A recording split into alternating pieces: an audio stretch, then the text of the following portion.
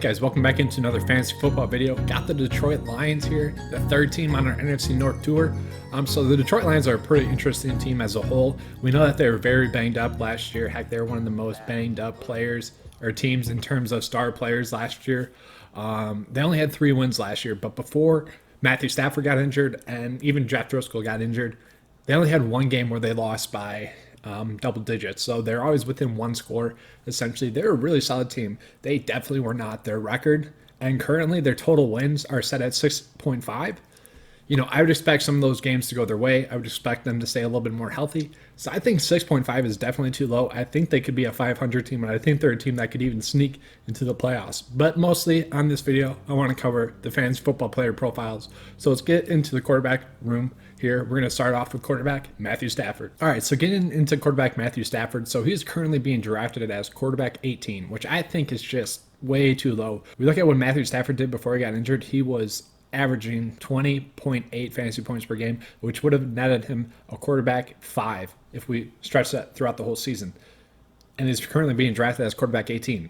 And even if we look at Jeff Driscoll, who was the backup for the Lions, he averaged 19 fantasy points per game as well. So both of those on average, were a top 10 fantasy football quarterback. That QB room, minus David Blau, the third string quarterback, we can just throw that out there. He wasn't very good. They're very solid fantasy producers. So Matthew Stafford being drafted as quarterback 18, that just seems way too low. And even if we look at his game log, it was pretty solid last year. He only had 2 weeks where he didn't earn a start. And for those of you guys that don't know, an earned start is 15 or more points for a quarterback. He only had 2 weeks where he didn't earn a start. And that was 12.1, and that was against the Philadelphia Eagles, which was kind of bad. And then also 11.5 against the Green Bay Packers, which also wasn't that good.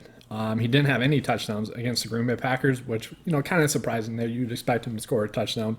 But other than that, he was very solid. And he only had 3 weeks where he didn't score 20 or more fantasy points per game. And that was with only 8 starts on the year because he got injured.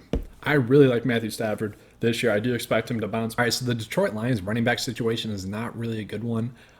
We saw 4 players hold fantasy relevance last year: Kerryon Johnson, J.D. McKissic, Bo Scarborough, and Ty Johnson.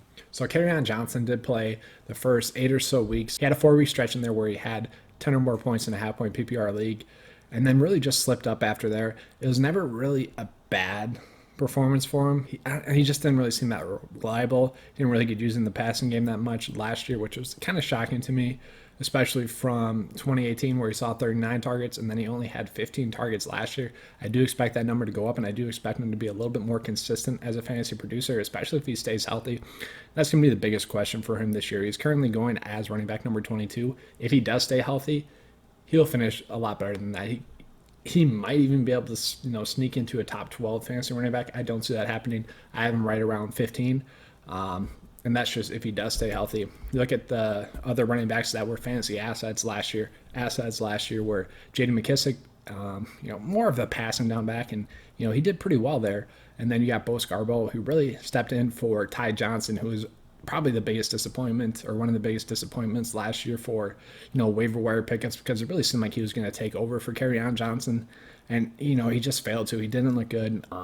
There's no real true handcuff in this offense right now for Kerryon Johnson. Yes, he's going to be the RB1 right now, but I really wouldn't be surprised if the Detroit Lions went out and grabbed a running back, especially if someone like Jonathan Taylor was out there waiting for them. That'd be a good fit. All right, so let's get into the receivers for the Detroit Lions. And just overall in the league, this might be one of the better duos in the league that people really don't talk about. Marvin Jones is a really solid receiver, and you got Kenny Galladay there, who's really stepping up. And he finished as a top 10 fantasy receiver last year, and he's currently going as receiver number 9. Now, he's one of those guys where we're drafting him as a top 10 receiver, but I could see him finishing as, the best receiver in the league, fantasy-wise, and they really won't surprise us, especially if Matthew Stafford plays the full season. I really like Kenny Galladay this year. He was really kind of consistent as well while Matthew Stafford was there. From week 1 through week 8, 6 earned starts, and he was really a solid fantasy producer, averaging 17 points in a half-point PPR league. After that, David Blau came in, and he had some good weeks mixed in there, but you really couldn't trust it. It really sucked for people that drafted him, but that's just kind of the nature of the beast sometimes with fantasy football, is that you get into those unlucky situations. Obviously, we don't expect the Detroit Lions to be down to their third-string quarterback. If it's going to be Matthew Stafford the whole year, I think that Kenny Galladay could easily finish as a top 5 receiver. we kind of know that. But then we have Marvin Jones, who Marvin Jones is currently being drafted, kind of almost undrafted. He's going as a receiver like 45 or 41, depending on where you look. But he's a guy that we know can go off and produce. He's very talented receiver. But the problem with him is that his fantasy weeks are kind of just random sometimes. But I think 41 is way too low for him, especially if you're doing best ball drafts. He's a guy that I would love to go on and take, and receiver 25 or so, because he's going to have those monster weeks. It's just we can't really predict it for season-long fantasy football. But overall, having those two receivers, I think really helps Matthew Stafford. And I think that's one of the reasons why I really like him as a quarterback this year, is because they're both very talented. Kenny Galladay is going to take the next step as well. So just overall, I really like them. Kenny Galladay last year, he averaged 13.5 fantasy points per game, but that's also with David Blau, stepping in later on in the season. And David Blau wasn't really a good quarterback whatsoever. Moving on to the tight end situation. All right, so TJ Hockenson really came on, that first week where he just went off and was a huge fantasy point producer. People went out and got him on the waiver wire. They were really stoked about their draft pick, and then after that, he really sucked. Just didn't deliver whatsoever. That kind of just echoes the biggest problem with rookie tight ends, is that we never know when they're going to produce, and they're not consistent. That's the biggest problem. And even in year 2, I don't really feel that comfortable taking him as a tight end. Typically around year 3 is when I start to like to mess around with those tight ends. But if he does finish as a top 10 tight end this year, it really wouldn't surprise me, especially with Matthew Stafford, playing the full 16 games. I could definitely see that happening. It's just getting used to the offense, getting used to the system, and just blocking and receiving. It just takes a little bit longer for tight ends. And I think Hockenson could take that next step this year. It wouldn't surprise me if he went off and was, a very solid producer fantasy-wise, but I'm not depending on it, and I feel like he's going to go a little bit too high for us this year. So TJ Hockenson is currently going as tight end number 15, which I'd say that's about right.